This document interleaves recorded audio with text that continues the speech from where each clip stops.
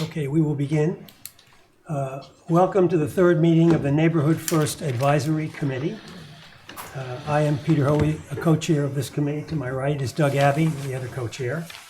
I will note that we are starting the meeting at 1:02 p.m. on the 23rd of September. And I see that all of our members who are attending in person are here, except Brian Turbot, who should be here shortly, and we are awaiting call-ins from Posey Constable and Christy Ferrantella. Brian will be calling. And Brian will be calling in as well, okay. Did someone just get on the line? Christy Ferrantella. Hi, Christy, welcome to the meeting. Hi, And Peter. Posey Constable here. hi, Posey, good to hear your voice as well. So we have everyone, Over there. two on the line so far, and we're expecting Brian Turbot to call in. And we have one member, just for the record, Joe Grouse, who is traveling and is unable to call in. So the meeting is called to order. Third item of business is approval of the minutes. Let's take them one by one. The minutes of July 29.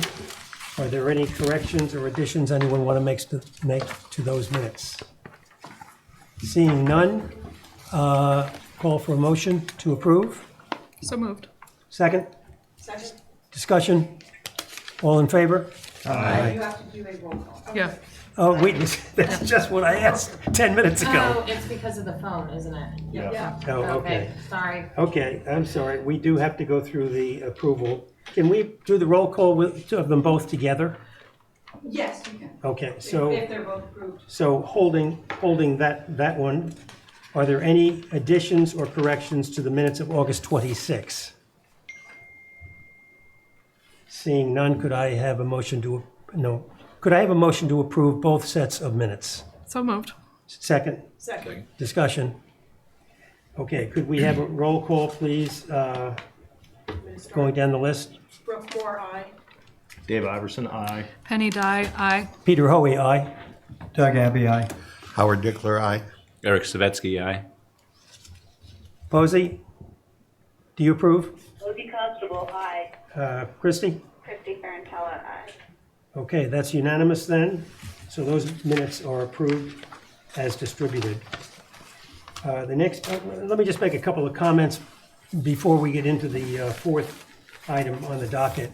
For the members of the public that are here and for those that'll be watching in the future or watching in live. This committee's charge is to review the current status of affordable or workforce housing on the island, and then to make recommendations as to how to most efficiently use the proceeds of a $20 million bond issue that will be brought to market by the town. So we have a problem, but we have a set of solutions. We will be discussing two sets of documents today. The first one is the problem. In other words, where do we stand versus the Commonwealth's requirement that 10% of all the year-round housing be for workforce housing. We'll be discussing that. And then following that, we'll be discussing a set of strategies that we have come up with, and that's sort of in draft form now. And we're working through that to decide what the best recommendations are to the Affordable Housing Trust Fund and the Select Board as to go forward to use those proceeds. So that's where we stand as of this point in time. And we'll now turn to the first document, which is what I call the problem, which is where do we stand relative to the 10% requirement by the Commonwealth of Massachusetts? I will open up that discussion, and I think, Tucker, I'd like you to lead that if you don't mind. Can you do that? The discussion of the shy list, would you rather, I just figured you've been living with this. I'll lead it. Yeah, We don't want you to read it. Yeah, okay. Perfect. yeah. And before you do we have copies of this document? We have extra copies that the public can look at?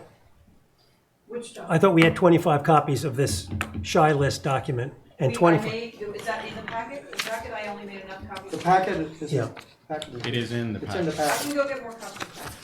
I just think it'd be helpful to the members of the public. And I should also say for It's on the anyone, website, by the way? yeah, for those of you watching in, if you go to the town website, and can you give us a more specific reference as to how they would find that document Yes. on the town website? for anybody watching in or subsequent to this meeting, you go to the town webpage, you go to the drop-down menu for government, departments and committees and boards, Agendas and minutes. and, well, no, hold on. And then you get to go under committees, and you'll find neighborhood first under there. It's alphabetical. Click on that page. You'll get to our webpage, and then on there is an all agendas and minutes link tab. It's not a tab; it's a link, and you can click on that. You'll see packet for 9/23/19, and this document is in that packet. Great.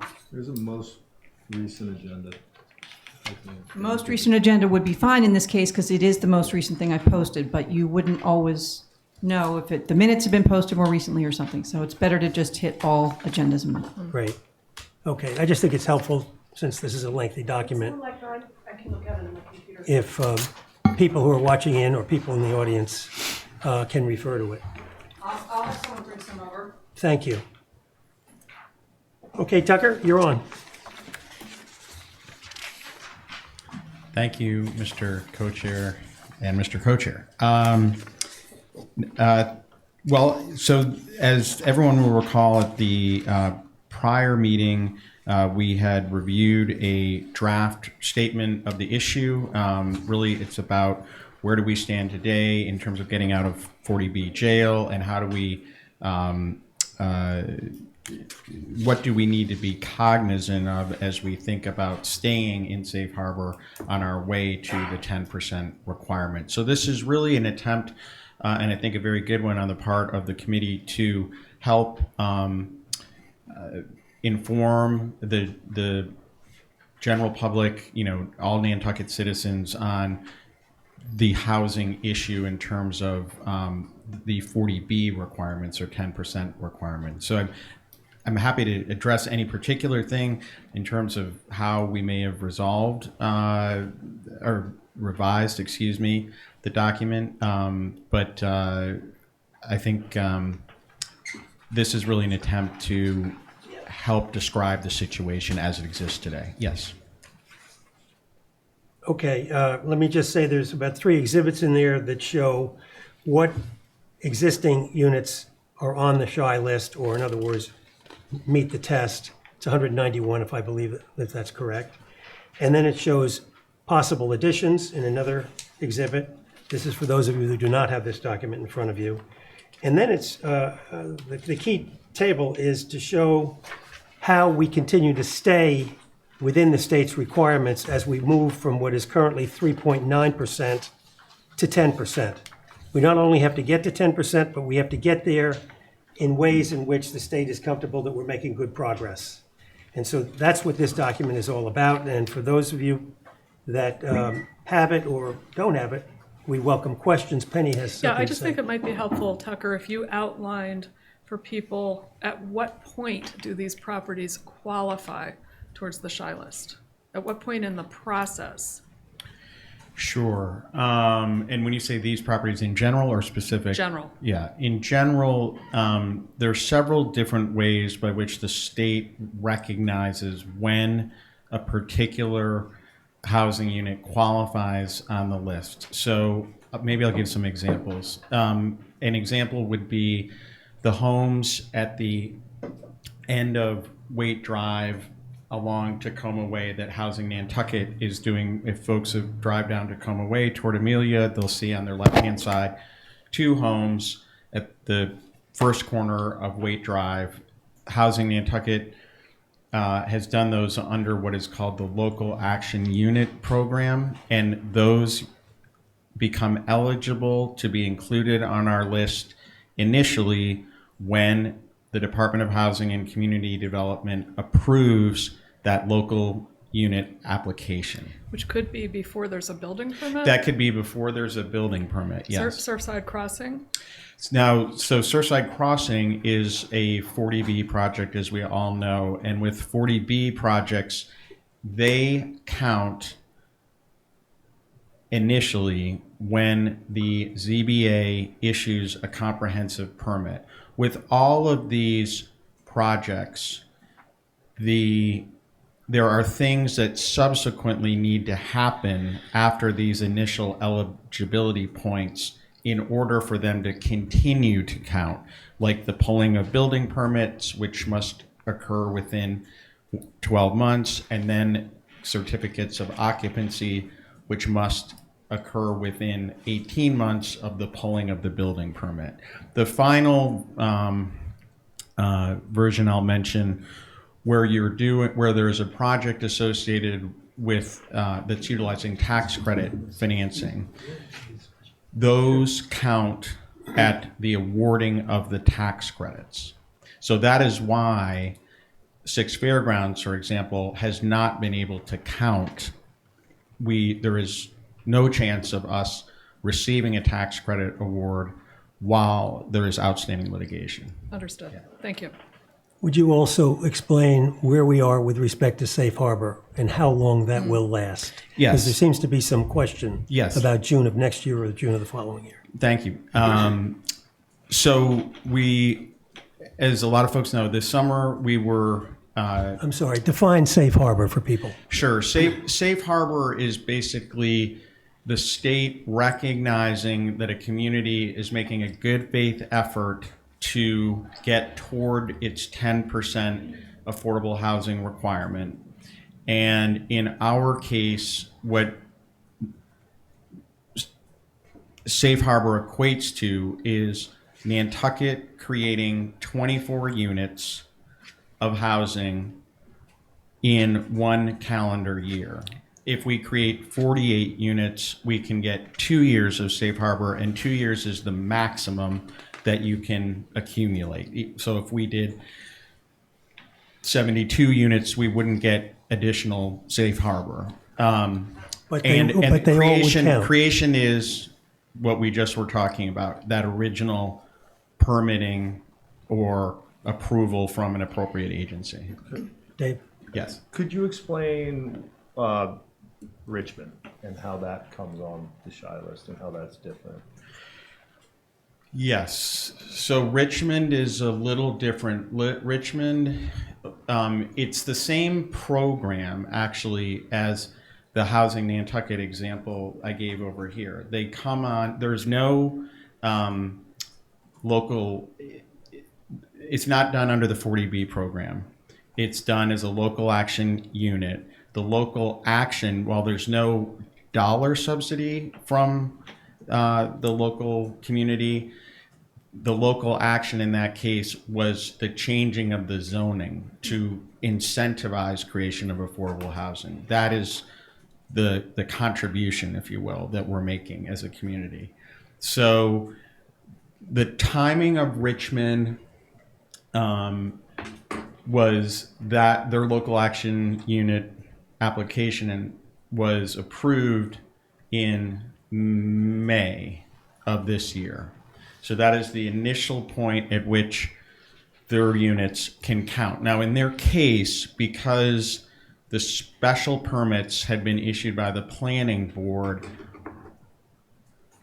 in, I believe it was March of 2017, in order for, and more than 12 months had elapsed, therefore, before the building permits were pulled, they had to pull building permits in order for those units for which they pulled building permits to actually count on our list. So this year, this same calendar year, they have pulled thus far permits for 40 rental units.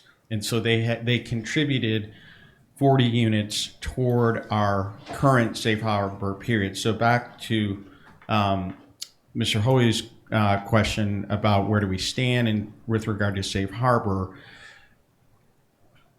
So when we feel that we have produced enough units to get into a period of safe harbor, we go to the Department of Housing and Community Development and request, the way they phrase it is that our housing production plan be certified either for a 1 or 2 year period.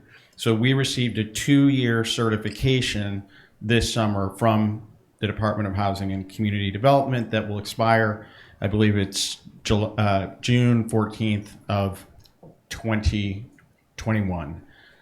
However, as we were talking about a moment ago, There are things that still need to happen with respect to those units that provided our safe harbor in order for them to continue to stay on the list. And as a practical matter, DHCD does not normally go around policing for, you're out of, you missed, something dropped off and now suddenly you're out. However, developers do, and they will be staying on top of like any, wanting to know if there's any gap in where we stand. So it's very important that we stay focused on keeping a safe harbor.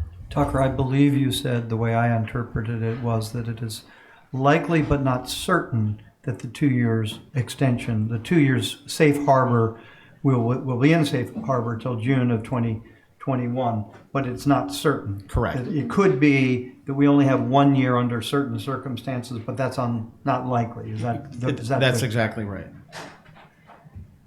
So now that your eyes have all glazed over listening to these answers, the beauty of this warrant article, and I want to compliment the two authors and also compliment the town for passing it, is, and I've used this expression in our last meeting, this $20 million is sort of a pressure relief valve. There's so many things that can happen to get on the list, and then maybe something doesn't quite, is not in compliance, and then you fall off the list, that these monies allow us to have, us being the community, the town, to have flexibility to avoid falling into what we're calling jail, 40B jail, where developers pounce and put in a project that would not be good for the community. So that's the whole reason we're here, and thank you very much. I just have one more question, and then maybe the public does. In your example, I'm going to use 70 instead of 72. We do 70 units that are in compliance, and we apply. We only get credit for 48. So at the end of 2 years, we've done nothing else. Can we then use the other 22 units from 48 to 70 for the third year? So I'm going to state it slightly differently. All 70 will count toward our 10% requirement. You cannot use that incremental amount toward a new safe harbor period. Okay. Yeah. Thank you. So it's wasted. I have some questions. Yeah, Howard, go ahead. I think Exhibit 3, which are the ones that are gonna come on board, and I guess the subsequent one, that's the bottom. So Exhibit 3, I'm having a little trouble understanding, and it's very important because these projections to stay in safe harbor depend on it. So clarify for me, you just said we got to count 40 units from Richmond in our current application. Correct. To safe harbor, but it says 26 units in 2019. Yes. So I'm confused. So, and this is where we want to refine this document in any way that it's going to help communicate more clearly. But the answer to your question is the 40 are included in the 191 already. The 26 will be, that is Richmond's plan for incremental building permits they will be pulling in this calendar year. Okay, so that's, the point is that none of them are showing on this list. None of the ones that went into our current safe harbor are in Exhibit 3. They are in Exhibit 3. They're in Exhibit 1, Tucker, right? Yeah. The 40. Yeah, the 40 are in Exhibit 1, and they're in Exhibit 3 by extension In the cumulative. in the cumulative, exactly. I understand. Okay. So if you want to make it clear, for me, it would Yes, be a lot clearer. please. If instead of the total, you had a list for each year of units that count for for safe harbor. Not for the shy list, for safe harbor. I see, yep. Because, for example, it's very confusing for 21, 22, and 23 where you're showing that the totals for that year are in the high 40s or 50s. Yes. And yet we have a deficit. Yep, And it's not clear to me why we have a deficit. got it. Thank you. Mr. Chairman? So yes, Brooke, go ahead. So the other point that I want to make is that any single development can only contribute 48 units to the Shy List, regardless of future timing of those units. So in other words, am I wrong there? Just you could have a very large development that can be phased, but it has to go into the process planning to be phased, and it has to adhere to quite a strict timeline. But it could contribute more than 2 years. But we don't have that right now. Richmond was It not does not, created that yes. way. Tucker, what I would recommend on Exhibit 3 is leave it all good down to where it says cumulative total.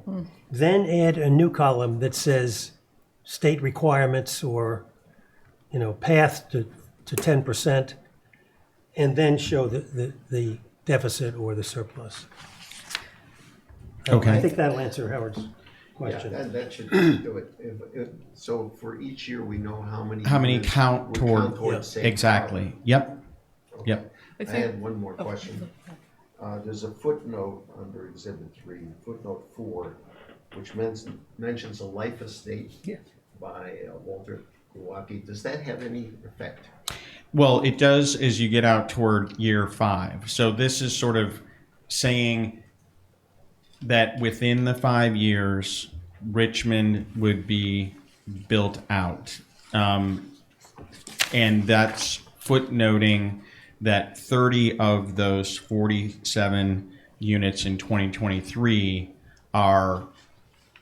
may or may not be possible to create those then. Can I suggest, by the way, that Yeah. if that, I think this is helpful to know.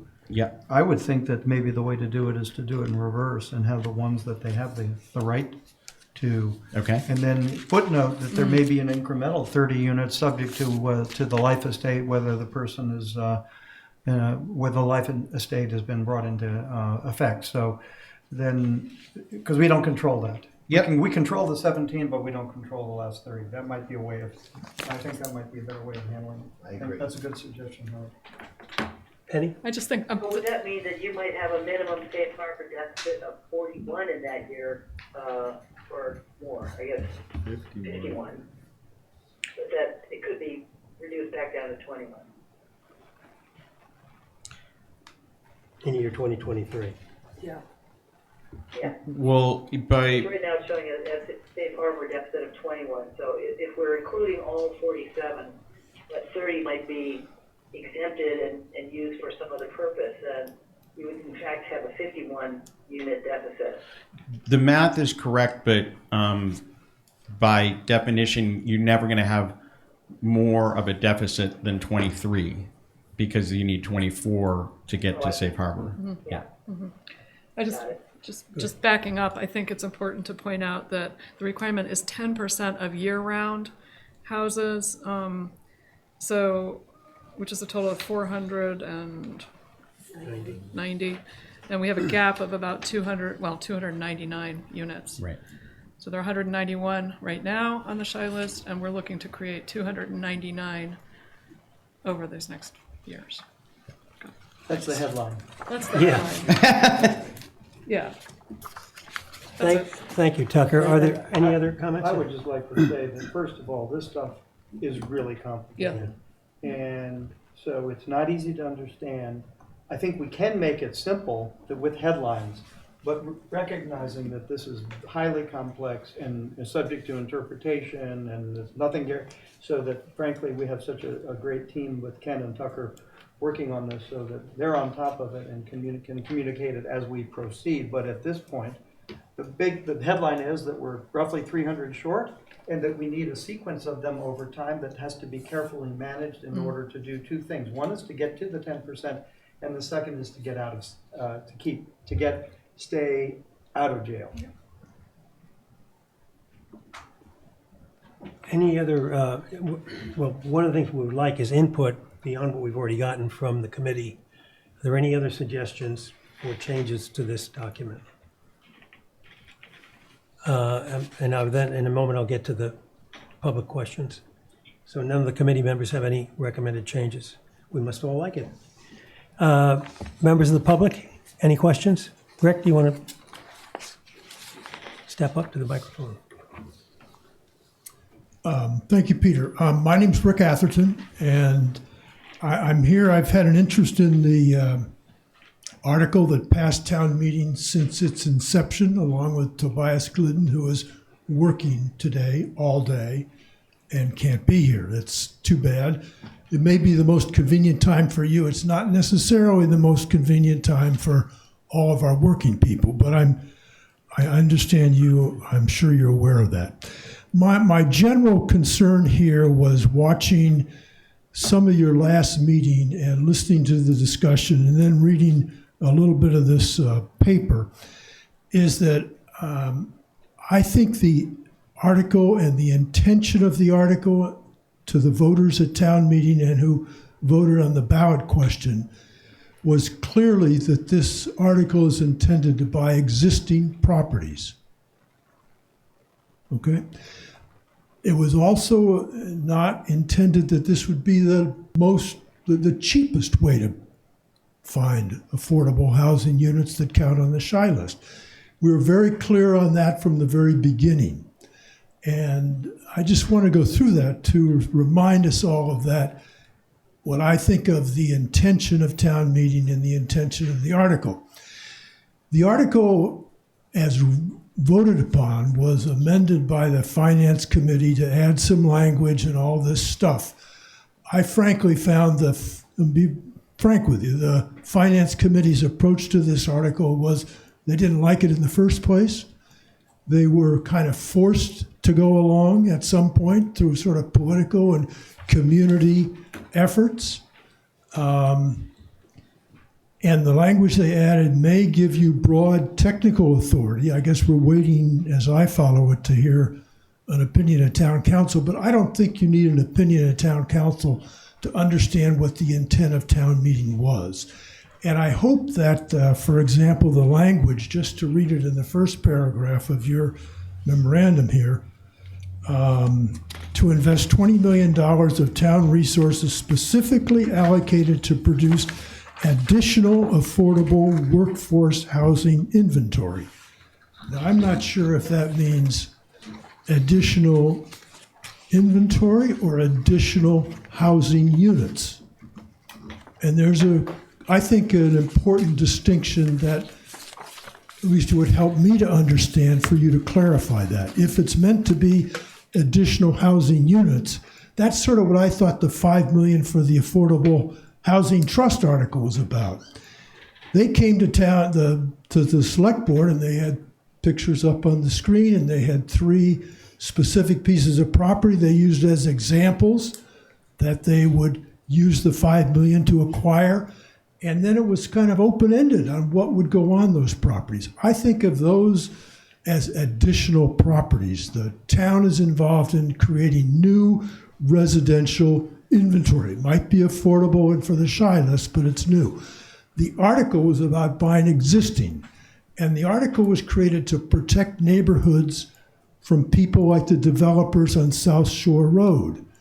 And the way we thought it best to do that was to disperse, not to have another Tacoma Green, not to have another project like Posner and Feely are proposing on South Shore Road.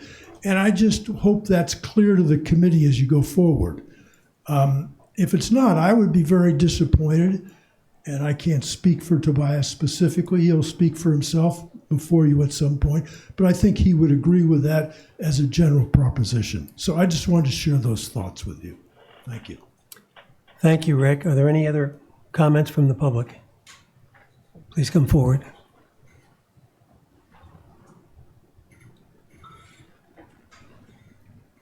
Good afternoon, Ann Cuspa from Housing Nantucket, Executive Director.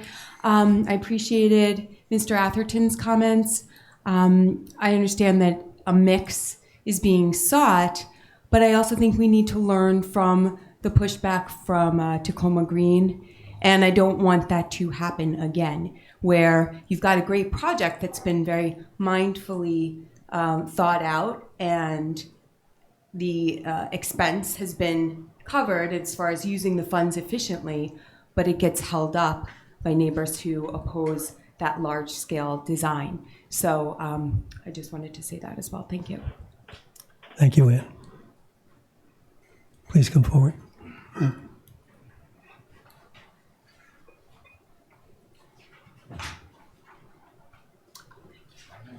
have 8 of these open letters. We can share. You can share it. Yeah. I need to have one. Of course. My name's Andy Bacino. I work with Steve and Company, with Bill Stevens.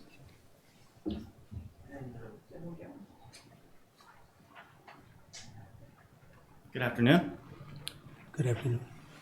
I'd like to speak to the capacity of energy consumption in the built environment as buildings are proposed by this committee. I think it's of vital importance that we look at each individual building or development holistically and look at them and their long-term consumption of energy and in the built environment. We proposed a kind of a generic outline with these guidelines are already existing programs. For example, the Department of Energy has a net zero ready home guideline.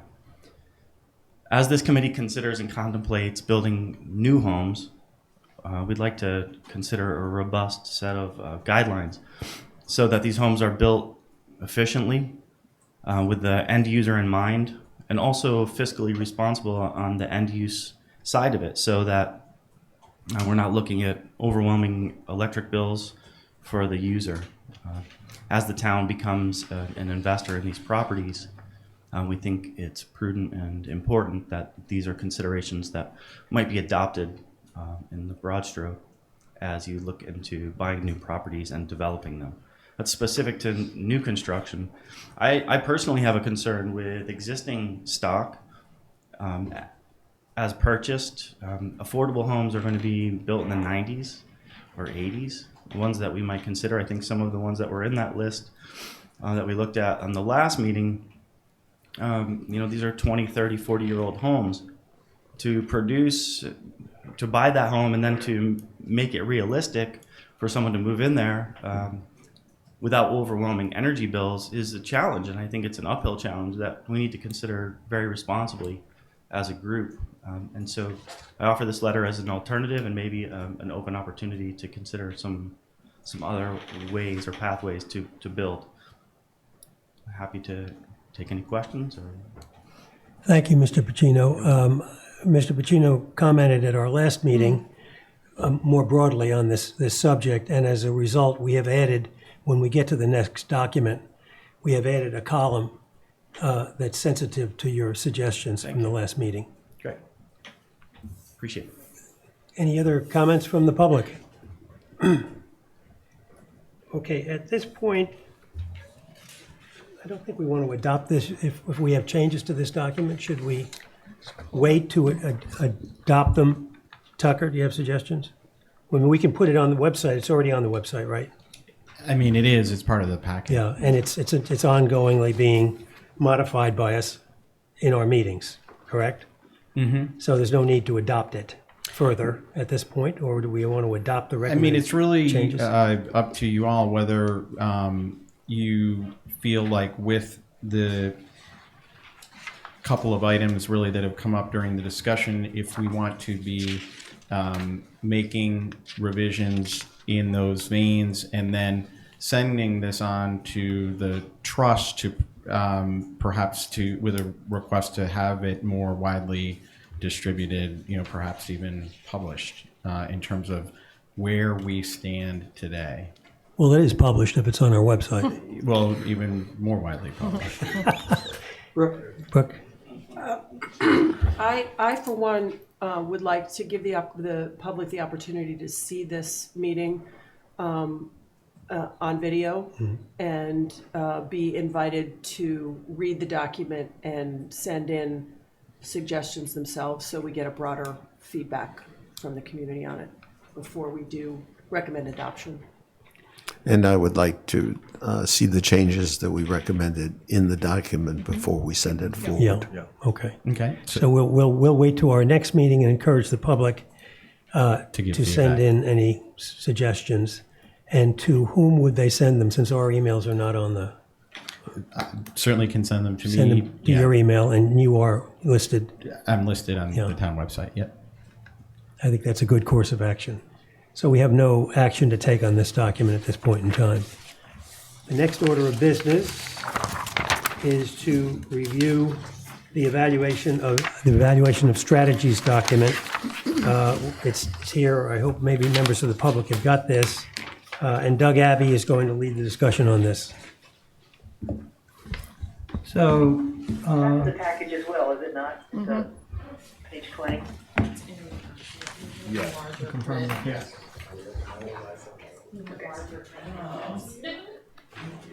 That's correct. It's page 20. I was just looking at the page number. So, we have laid out 3 alternative means of achieving the goals set forth. These 3 alternatives were discussed at their last meeting. There were some suggestions about adding some criteria and getting some more information.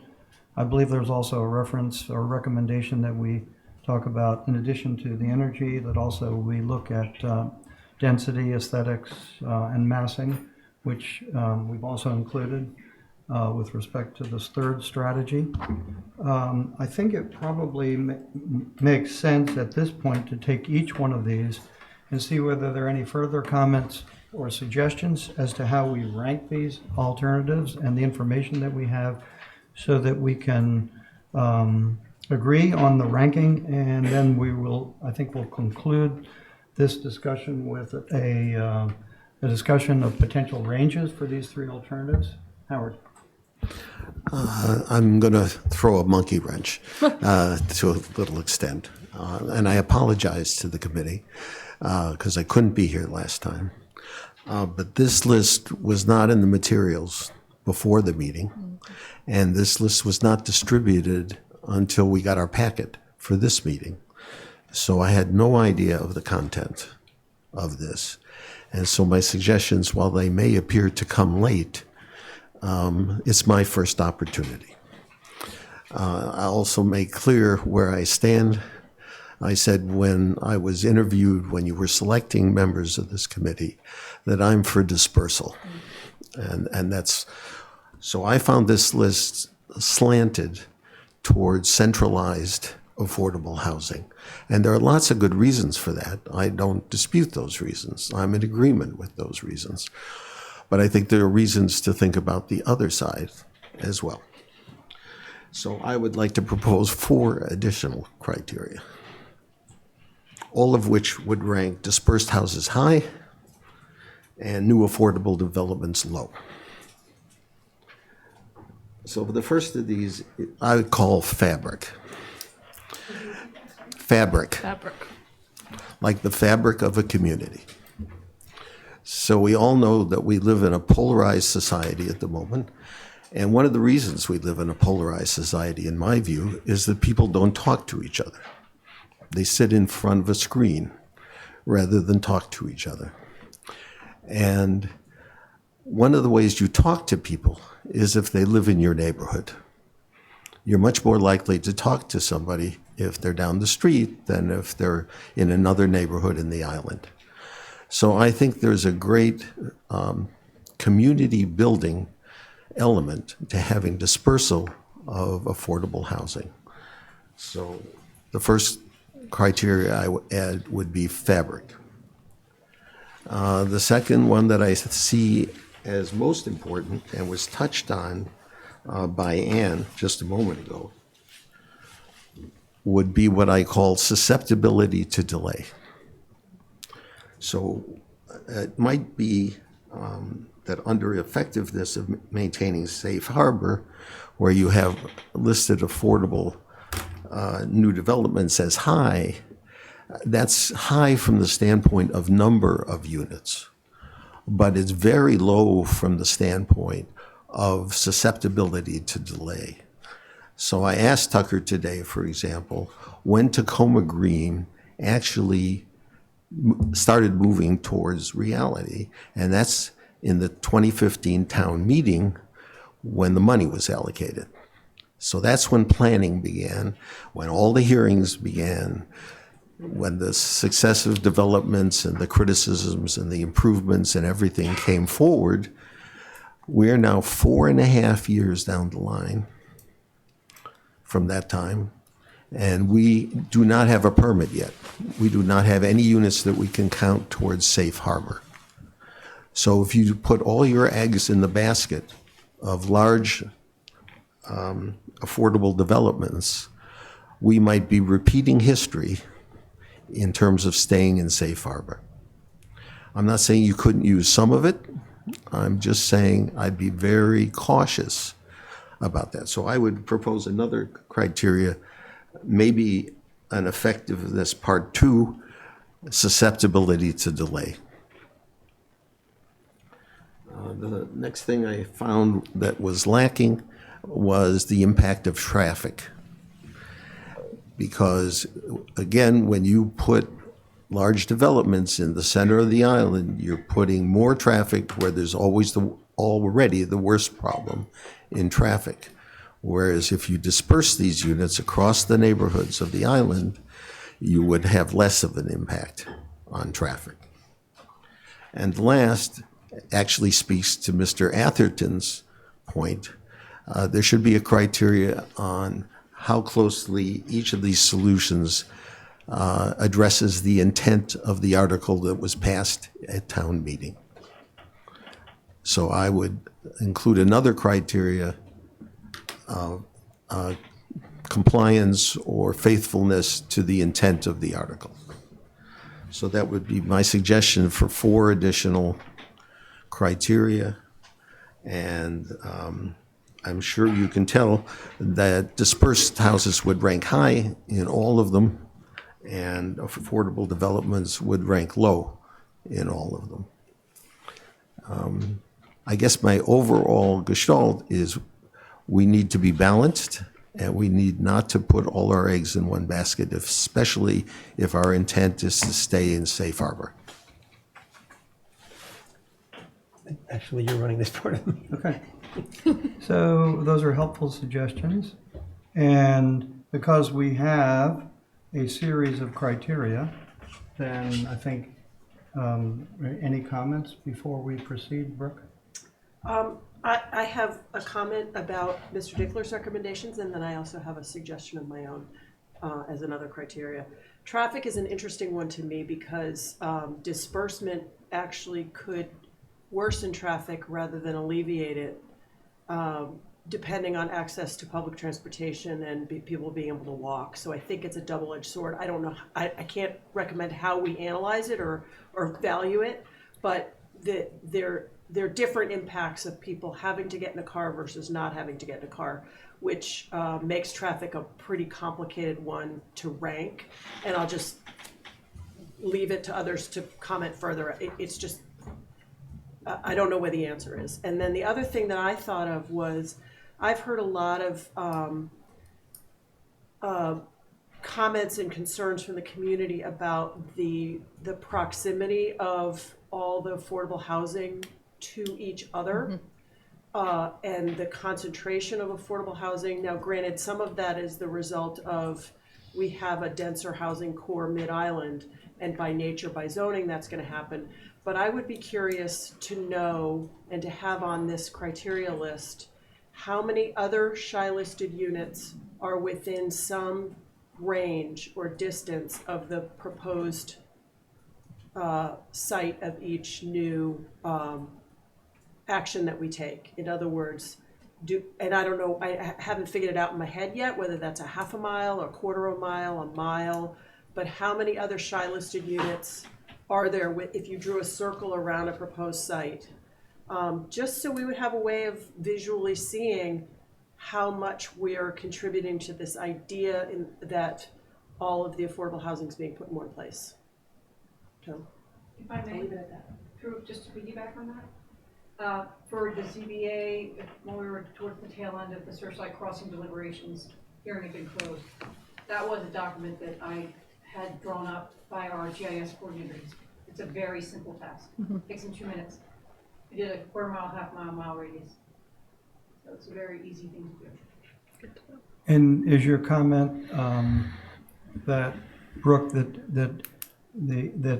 the proximity of a proposed development near the concentration of other units is that something that you, as a matter of concern, or you think that's a good thing? I'm a little unclear. Is it just information, or? To me, of all of these, it may be one of the least identifiable as positive or negative, depending on your point of view. Yeah. It's just raw data Right. that could inform us as we make it. And I'm wearing my Affordable Housing Trust member hat as well. Right. It's just raw data. It's just data. Right. No judgment one way or the other, I guess, depending on how you look at it. Dave, did you have some comments? No, I mean, I just think that all of these are great, and it's just part of, it's good to have them written down, but I think all of these are factors that need to be taken in with every property we look at. I just think they're all very good points that need to be added. Okay, well, I think if we're going to be thoughtful about this, that we should take each one of these and try to come up with, if we were to, we may not be able to do this today or complete it today, but I think that we ought to make some attempt to rank these. And I think we would start off with fabric, but I think we need a little clearer definition, because I'm not quite sure what it is that you're referring to, so that we have some way of comparing these different alternatives.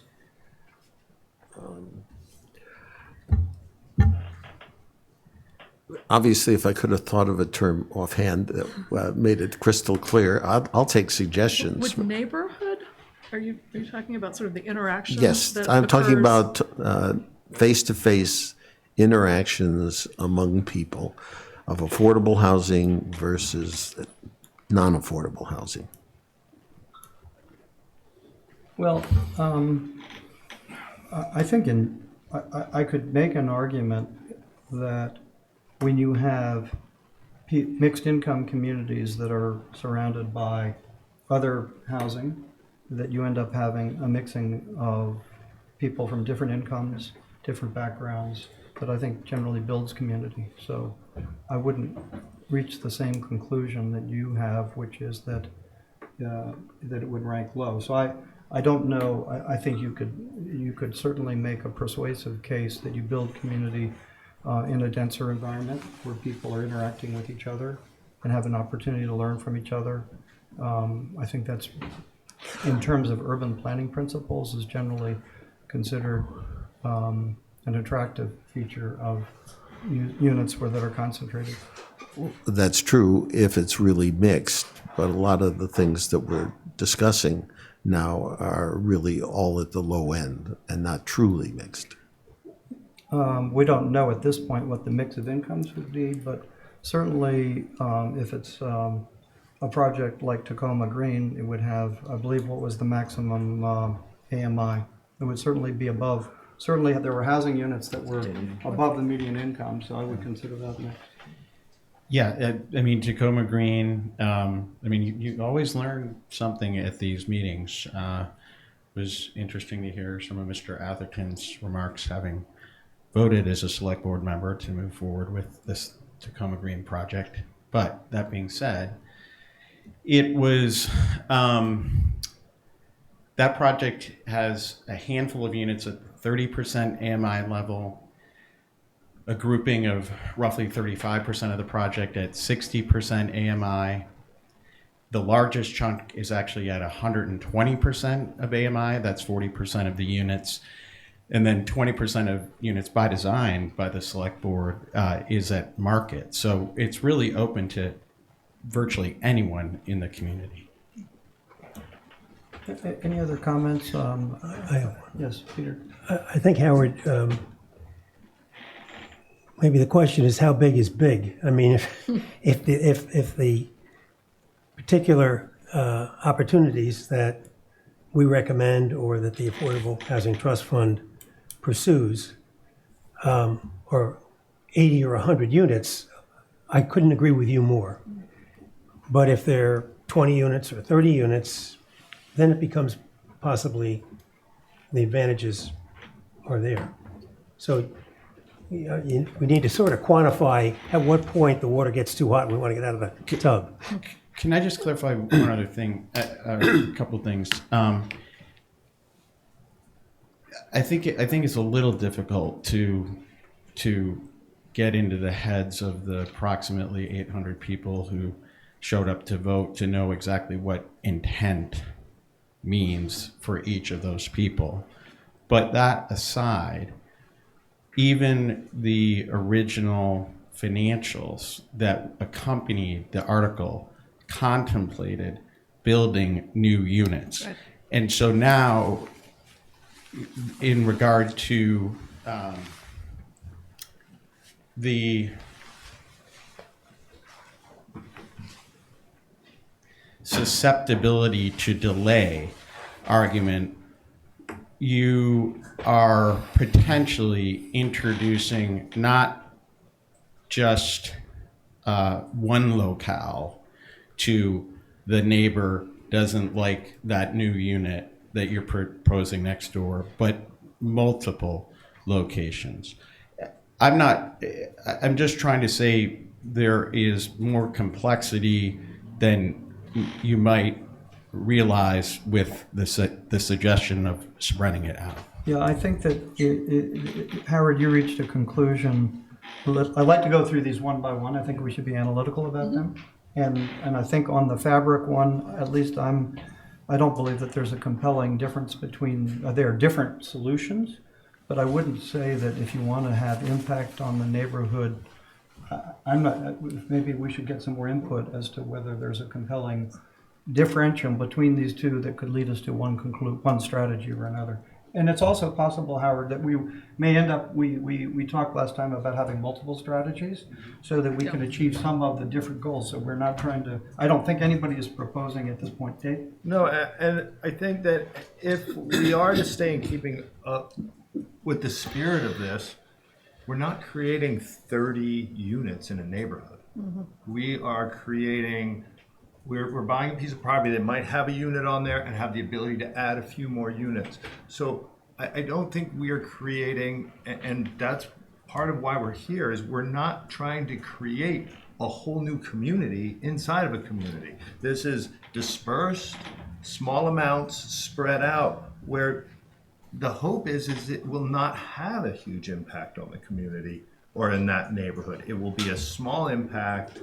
And so fabric is important. I think it's a great thing for us to take in, but through the spirit of this article, we are not disrupting a neighborhood, and that's our hope. So to say, well, what's going to happen when we build a 30 units is not even, unless it's a special circumstance, which we can't say no to, but 30 units in a neighborhood isn't something we're looking to do. Well, I do think that we have an example here, which is the fire station property, which is, I think, all public information, which is approximately 30 units. And in terms of where you have seen conflict between existing neighbors and proposed developments is generally where they're proximity, where they're next door. And I think Surfside Crossing is probably the best example that we all are familiar with.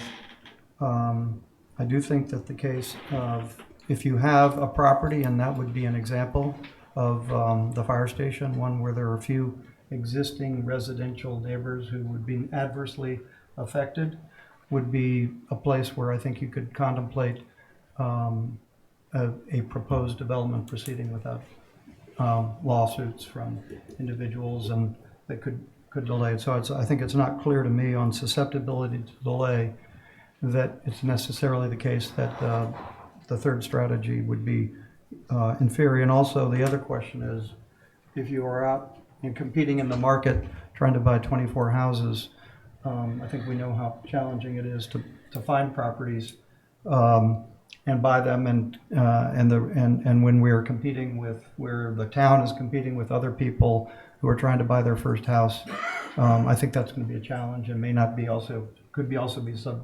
susceptible to delay. That is the second criteria. I want to make sure we're getting input from everybody as we go through these. I think we should be thoughtful about it. May I just say, I noticed a couple of hands raised in the audience, and as I see it, this is a discussion among the committee right now, but we want to be sure to give the public a chance to weigh in when we get to public comment. Okay. Just so that we stay on point. Should we stay and go through this first, and then have comments from the committee members, and then Yeah, open it up to yes, public yeah. comments? So we would certainly entertain comments from anybody in the audience at that point. So any other comments on we're going to have to try to come up with some rankings here, and I think this is helpful. Susceptibility to delay. Any other comments? Brooke? And by the way, Posey and others on the phone, if you would like to pitch in, please make sure that even though you're not here, we know you're on. So please feel free to pipe in. Brooke? I think there's always a risk, no matter where you go, of opposition from an individual, from a neighborhood. I'm a strong believer in really big public outreach, well ahead of moving forward with something, and I think that is also, could be really helpful just as a strategy, so. Penny? I would just make the comment, you referred to the fire station project previously. That is in an area that's already mixed use. It's not just residential, it's Right. residential commercial. I think an area like that, we're less likely perhaps to have opposition, but no one knows till you get into it. Correct. Hi, this is Posey. I got Posey. a real quick question. That Yes. is on the dispersed home purchases part. And I'm looking at the estimated total cost per unit. I don't have a sense that if there is a zoning availability, if you have, say, a 2-acre piece of property and you could build additional units on that property, what it might cost per unit to, say, take a net zero modular prefabricated home, ship it onto the island and put it on the site, what that might cost. I mean, maybe that sort of speaks a little bit to the NIMBYism of people don't want big developments kind of encroaching further on the infrastructure and the neighborhood. But if you had smaller, discrete additions to property as available, I think it'd be worth knowing if that is contemplated within the dispersed home purchases number and what the cost of something like that might be. Might it be less? Tucker, do you have can you help us? Ken and I were just speaking, and Ken was saying that roughly $220 a square foot for the type of prefab modular structure. But I just wanted to also mention that the number reflected in the chart is simply from the materials that accompanied the discussion of the article at town meeting. So it incorporates the assumptions that were part of the proponent package for discussing and considering that article.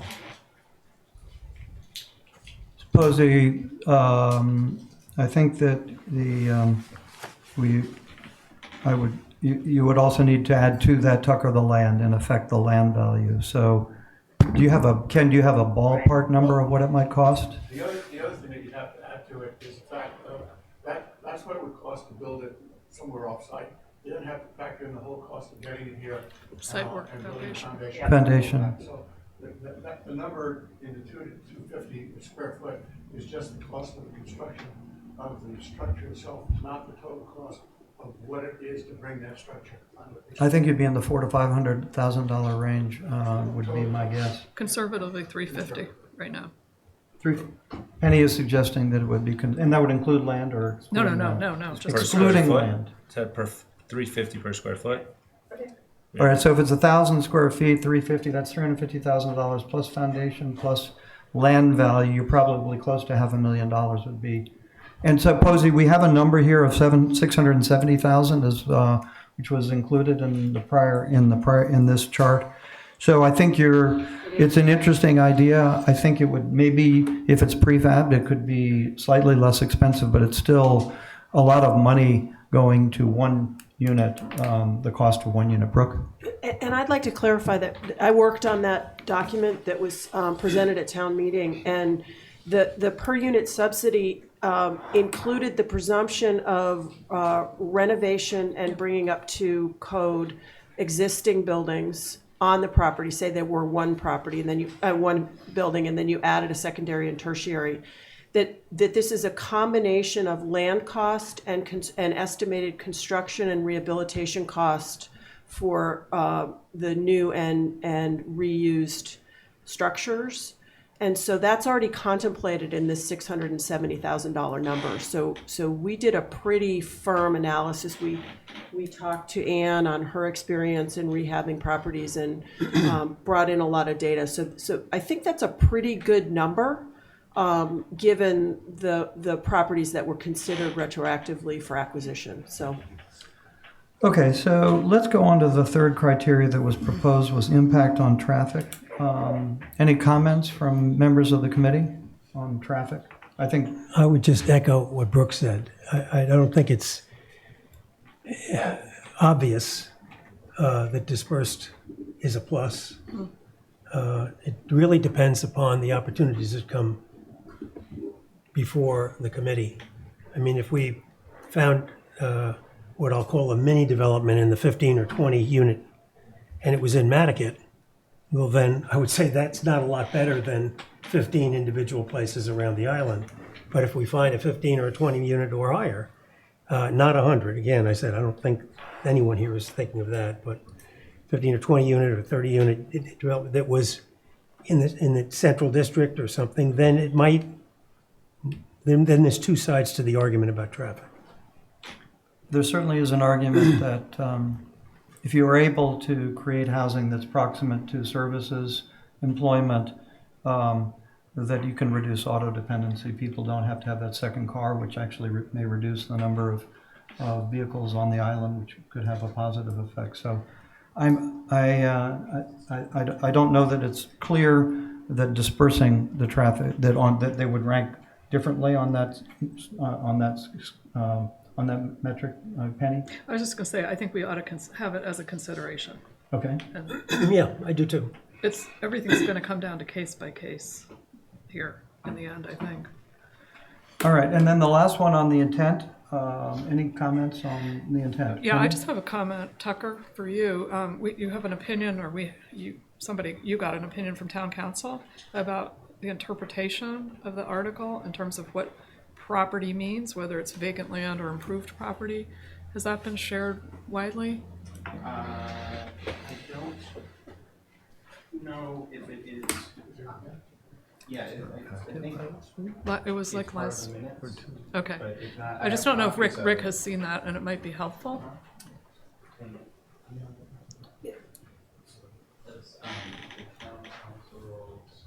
Well, I haven't seen this thing. Penny, that was part of the Affordable Housing Trust Fund meeting. Oh, sorry, I'm mixing up my committees. That was the Affordable Housing Trust Fund. All I know is Sorry. we saw it. We saw it. Oh my. But it is posted. But it's relevant to Yeah, this it's discussion. Definitely relevant, yeah. Other comments on the topic of addresses the intent, in addition to what Tucker has mentioned and Howard? Does anybody else like to make a comment? And Brooke? I just think, again, Dave? it's part of the puzzle for every piece of property we look at. And I think that it should be in here. To weigh it is tough because it's going to depend on what we're looking at. Okay. Eric, did you have something? Not specifically on the intent. So can I also suggest, because we do have a series of rankings here, We added the criteria on energy. And is there any, does anybody like to take any comments on how these have been ranked or any of the information that's contained in number 1, dispersed home purchase? Just before we get to that, could I add, I didn't see it in here, and I'm hoping it's going to be addressed, the issue of scale and density. Well, we did put it under 3, Under footnotes? which is a Okay. consideration, but we could also add it. I just think it's a really important thing that should not be And- sort of marginalized. Is that the fabric, part of the fabric Probably it equation? is sort of in fabric a little bit, but it's kind of, does it feel like Nantucket? Susceptibility to the way too. Maybe we can Yeah, incorporate it's part of all- fabric it's as part a- of all of these. Yeah. Okay, so the fabric could also include Scale and appropriateness of scale Right, yes. for the neighborhood, and that there's a recommendation that whatever we're Howard's doing okay is with be that. Yeah. I'm fine with that. consistent with, okay. Thank you. That's helpful. Any other comments on the rankings that have been identified here on number 1? Row number 1. Row number 1. So dispersed home purchases.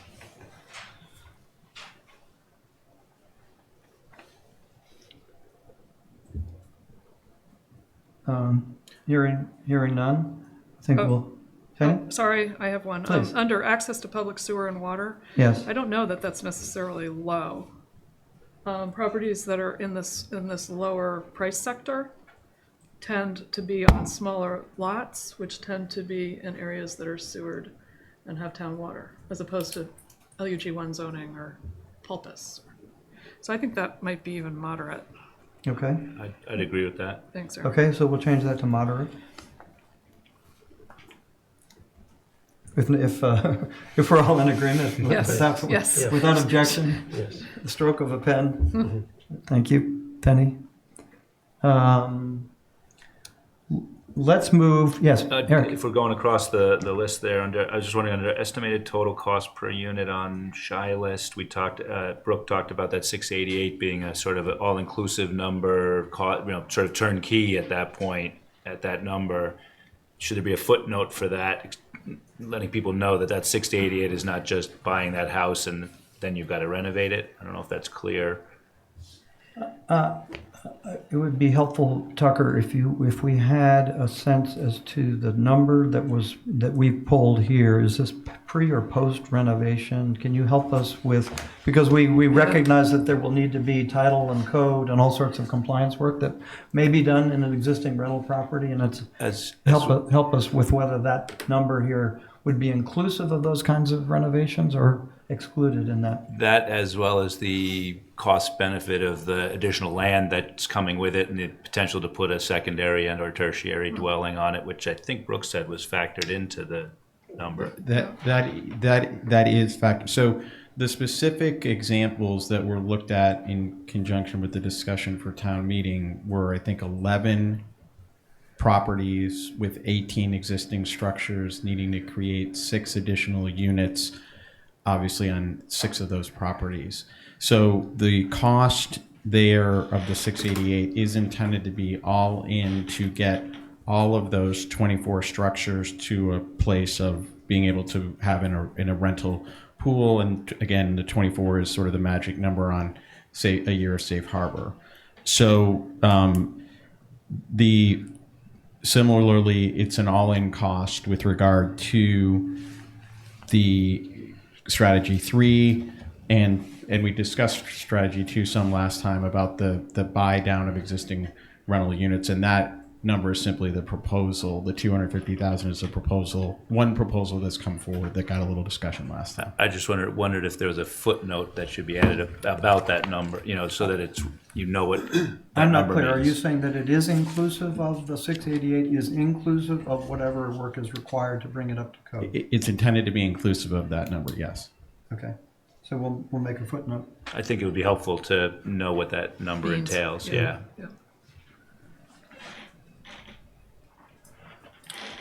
Okay. Let's move, if no further comments, let's move to number 2. A quick question, are we gonna do Howard's things, or are we gonna do that in another meeting? Well, I think that we went through each of those, and I don't think that there was, I think May I suggest, okay, so do you, well, if we added them, Yeah. I do believe we've addressed each one of those and we've gotten all the comments that people wanted to But make on I those. think really they should be on the list. I think that we will add them Oh, to add the them, list. okay, that's fine. And that I'm gonna ask, Tucker to, maybe if Tucker could do the best job he can of trying to incorporate the suggestions that have been made here so that, if we're unclear on how to rank them, then, you know, we can circulate it and, Talk about it. talk about it, yeah. Well, I just like to express the thought, it's neither positive or negative, but having these rankings in this list when you're going to make decisions about case-by-case properties is of limited value. It's a guideline more than it is an actual ranking. So if you had a particular property in any of these categories that was really attractive for meeting the goals of the committee, you'd override whatever the ranking was here. So this is like a guideline. So I think that's helpful because I think it's unclear on some of these as to how you would necessarily rank them between the strategies. So can we take the suggestion that these would be considerations that we should look at with respect to any individual proposal, whether it's a single-family house or a multifamily proposed development, that these be taken into consideration? You could almost put it in a footnote that the devil is in the details. I think, okay, that's helpful, that these are considerations that we should take into account. Brooke? So I see this as in my mind, as a bit of a two-step process. Yeah. What can we do? What are the relevant advantages and disadvantages of each strategy in general? And then as specific opportunities come up, this is sort of okay, where does this opportunity fit in the mix of relative advantages and disadvantages by strategy? And then of course, I think there's a second evaluation tool that's going to have to be created for each specific property to say, this house is better than that house. Criteria. Or this lot is better than that lot, or doing 30 units is better than 24 units, right? Right. So it's a multi-layered process we're going to be going through. So. If you worked for the government for most of your life, you learned to get it down to specifics rather than what I used to call bureau speak. Okay, I believe we're on row 2. Can I just ask one clarifying? Yes, Ken. Sorry. Tucker. Just so the 4 categories we're adding here: susceptibility to delay, traffic, addresses the intent, and then fabric. Is that the 4th?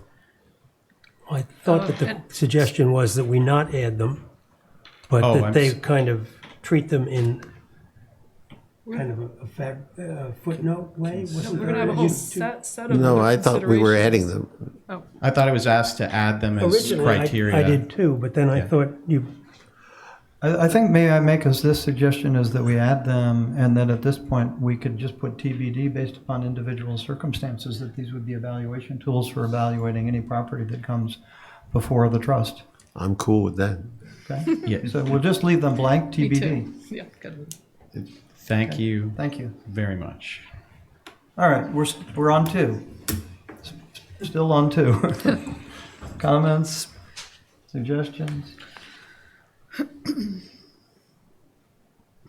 think, it's Cozy here. I think that when we spoke about this last time, you know, everybody across the board just went, oh, terrible idea. And then there was one redeeming feature that caused us to say, well, maybe we ought to put it back on. I mean, the fact that you don't create additional supply, you know, and you might in fact just be displacing people was very objectionable.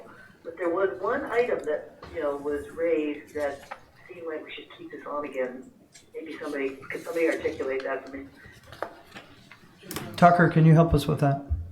What it is that we found potentially appealing about number 2? Yeah, I'll try.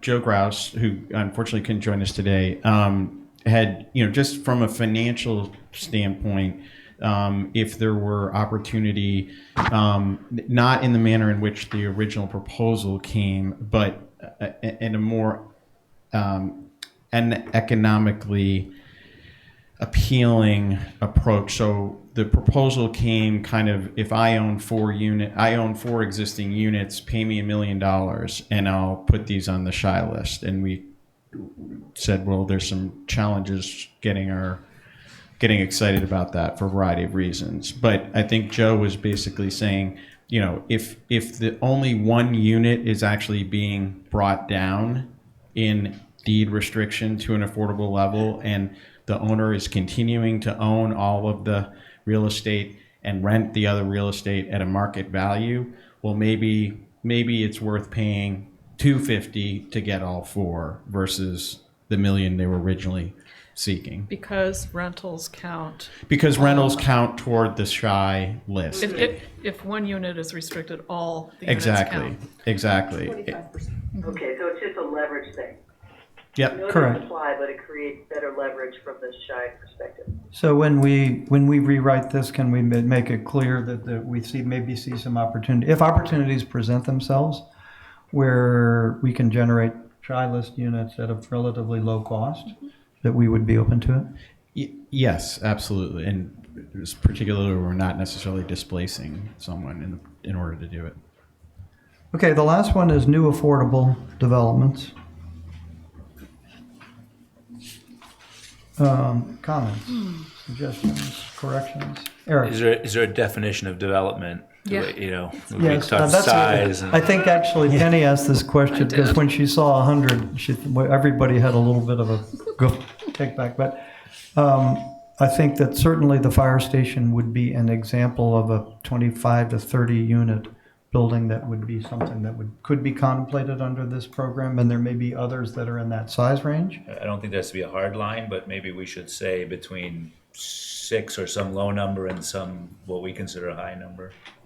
And under the column it says potential number of units added, or are you talking about per property?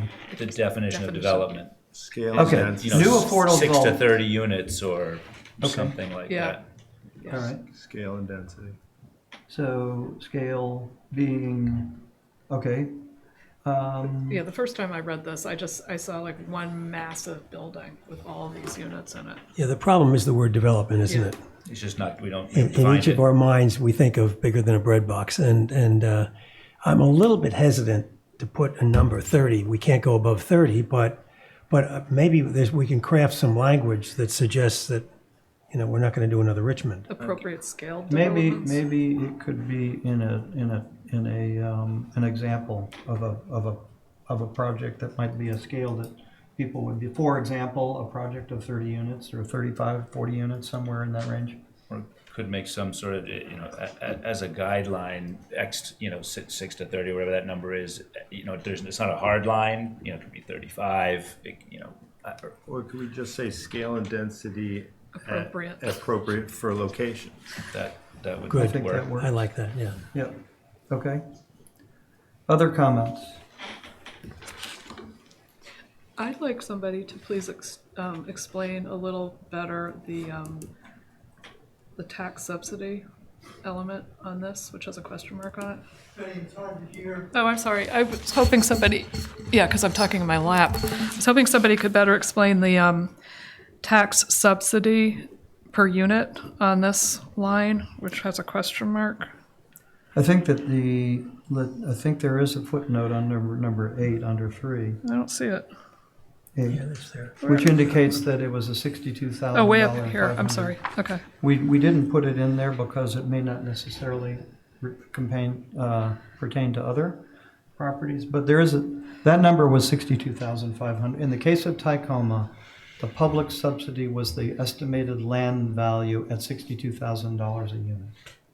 Yeah, that number, the 62, is meant to represent the proportional cost of this whole site that the town purchased from the electric company. So the roughly 3 acres that Tacoma takes up, plus some contribution toward the development of Waite Drive, which has other purposes, but there's an allocation for that as well, incorporated into that number. So I think we can actually put that number back in with a footnote that explains that it pertains to something in the rearview mirror. Okay. It's not necessarily prospective. Sorry, I was looking down here. Yeah, I got it. All right. Other comments or questions?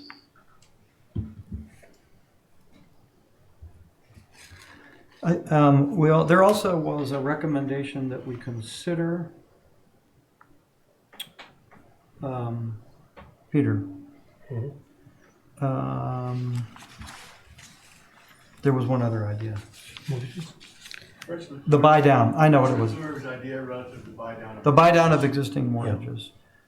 And it's in the footnote, where is it? Under 2.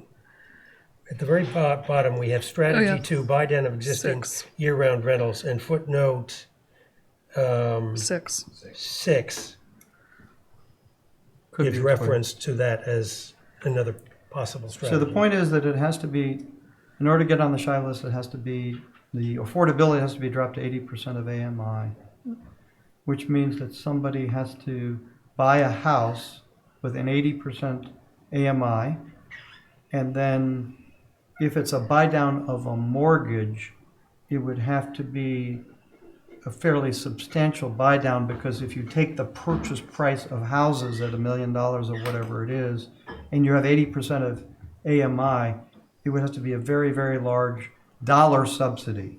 So I think that when we thought about this, even though the issue that I think is true in a project, something like this, is that the dollar subsidy could be very substantial, and that it goes to one person, and that it could go in perpetuity is the wrong word, but it would be a benefit that could last somebody for a lifetime.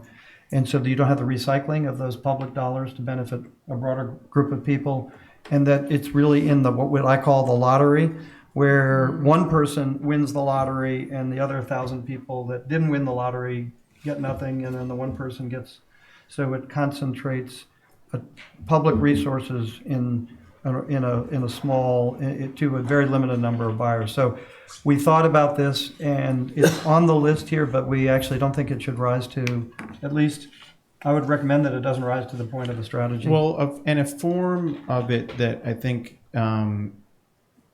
is permissible, if you will, according to town council, would be an opportunity comes forward with a particular location, and I'm going to make up numbers, but it's a 3-acre site, and you could have, it would be permissible according to town council, bond council, and the finance director, for example, if several lots were created in addition to what you might want to do on the rental side, to create some lots for either Habitat for Humanity to do what it does, and that is at the 80% or less level,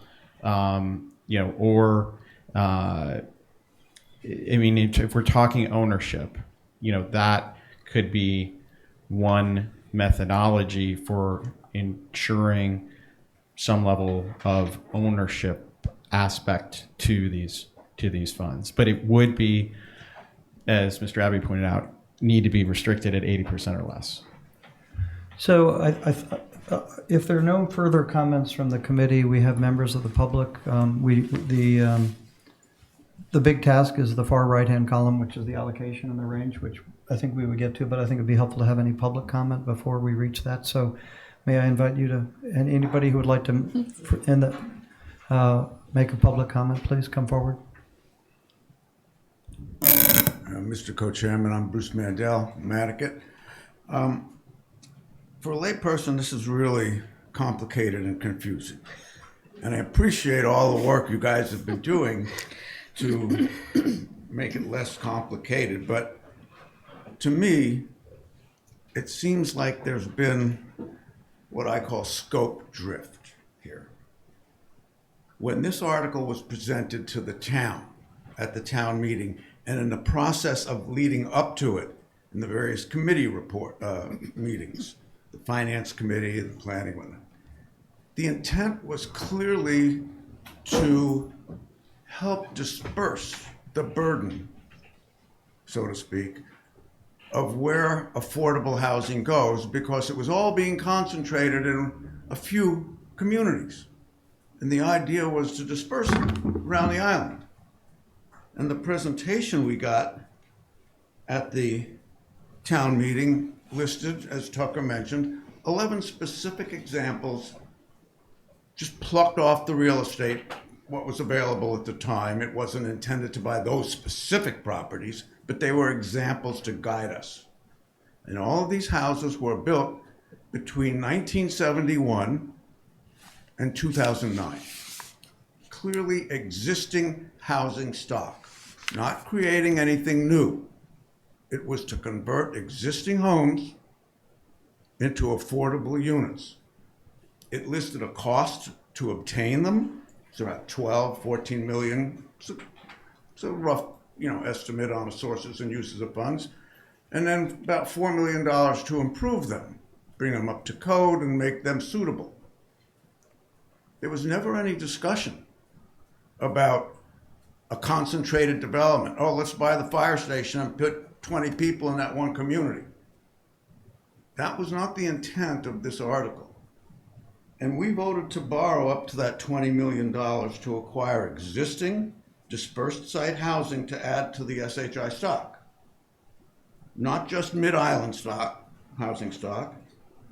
And I think this committee was established to assist the Housing Trust in how to accomplish that mission. Not to seek other ways to use this money or this authorization.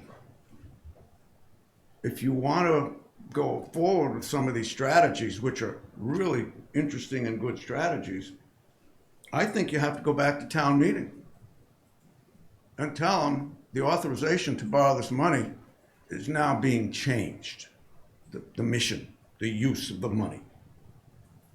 So I don't know if somehow the committee's mission was expanded to create new ideas on how to use the 20 million, but it's clear to me that the inducement for us to vote for this was to provide dispersed, scattered site housing so that the burden wouldn't be imposed on 1, 2, or 3 or concentrated anywhere.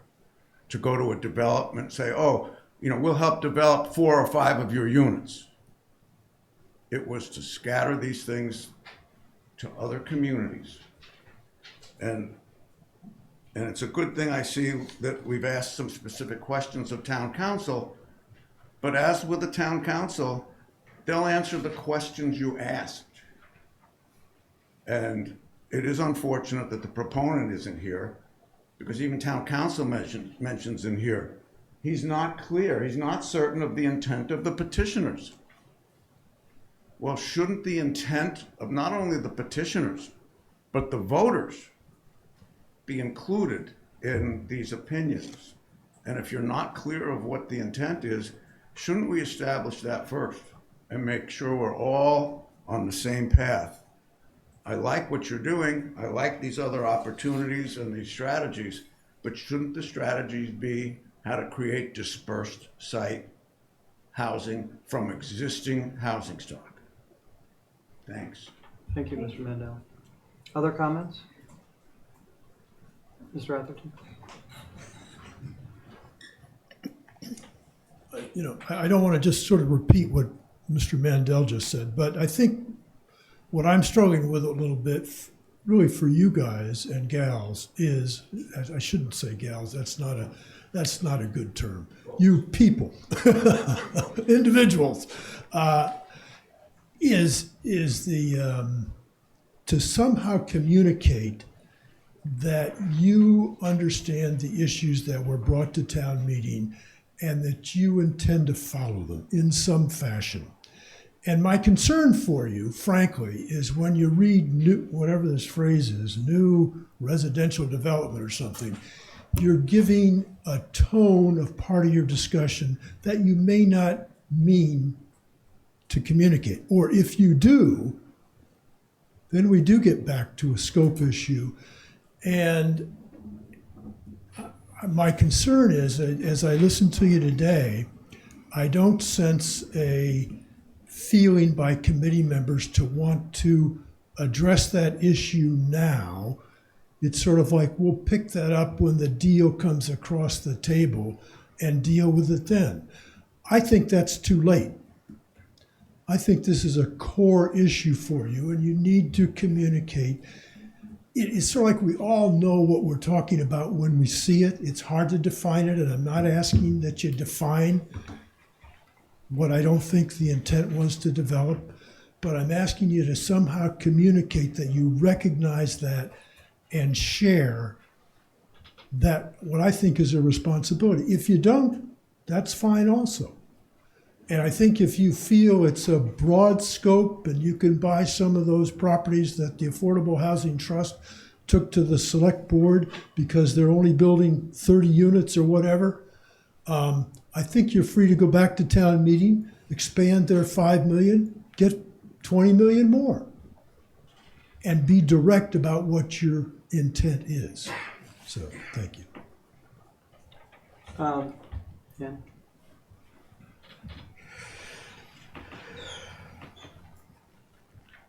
Thank you.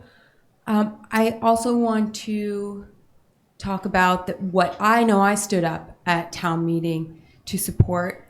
I'm surprised to hear that the fire station is being considered as something that this committee would be looking at because, yes, it's 30 units, but it's a scattered site proposal. So I agree with everything that's been said here, that I appreciate all of the thought, and there's so many good ideas, but it's not this neighborhood first program. And when we talk about the Tacoma Green pushback, the fire station also had intense pushback from HDC, for one, that the design was too large for the space. So, once we get into those large structures, yes, they're great. They house a lot of people. Those people, I like the lottery analogy because it's true. I feel terrible because I can only offer housing to one family instead of the hundreds that need it. But it's not this program here. And I also wanted to address the displaced peoples talk.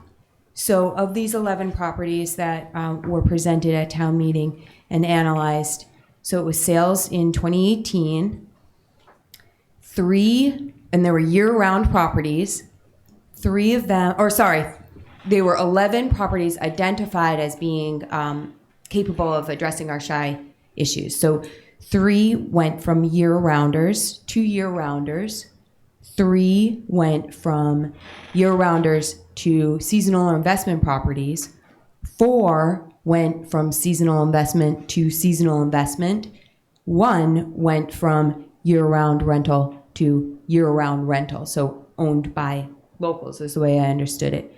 So I know that one of the things I really liked about this article was the ability to take those properties back, either out of the investment market or retain them as year-round housing. And that was a capability that this Neighborhood First program was going to enable us to integrate those properties back into the neighborhood. So I really liked that. And then the third thing I just wanted to ask through you, Chairman, to Eleanor. Eleanor had mentioned that with your Surfside Crossing analysis with the ZBA, you had there were some criteria that the consultants had. Was there anything else that? It wasn't the consultants; it was the board members who asked for that information. Mm-hmm. Okay. To help with their deliberations.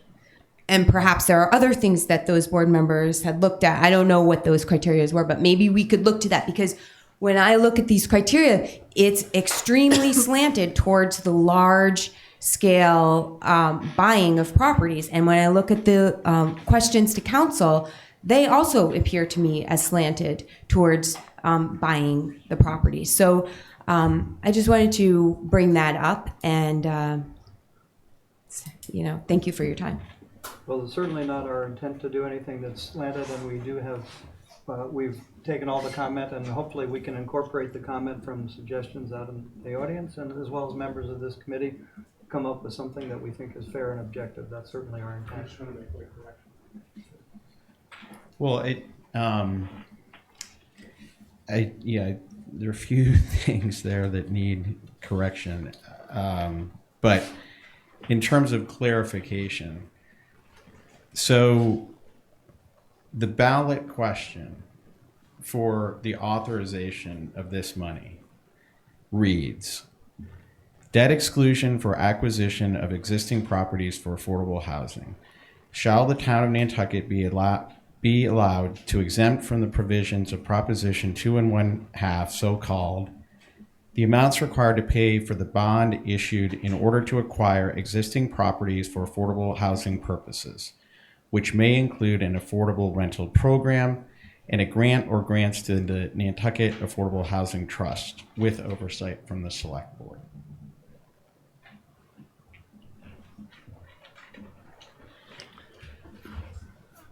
And can you repeat that last, just because it's important? Yep. Council's opinion was asked to interpret that's what's included in the handout today relative to council's opinion as to what the ballot question meant. So it's one sentence, but shall the town of Nantucket be allowed to exempt from the provisions of Proposition 2 1/2, so-called, the amounts required to pay for the bond issued in order to acquire existing properties for affordable housing purposes, which may include an affordable rental program and a grant or grants to the Nantucket Affordable Housing Trust with oversight by the Select Board. So that language was available at the time of was that before? That is the ballot question that voters voted on. Yeah. So it was a flexible determination of how the monies could be used as you read it? Well, I mean, it's not my reading per se, but town council, bond council, and the finance director have provided interpretation, if you will, of how they read that. Okay. And those are the questions that were put to town council to interpret for this committee what that language meant and what it allowed or did not allow the committee to consider in terms of its review of the situation and proposals that we made. So I think that the committee has been given instructions that we can look at a wide range of alternatives to meet the goal. That's correct. And that's those were the instructions that we've been given. And I feel like I need to clarify something there with regard to comments the last speaker made about the fire station property.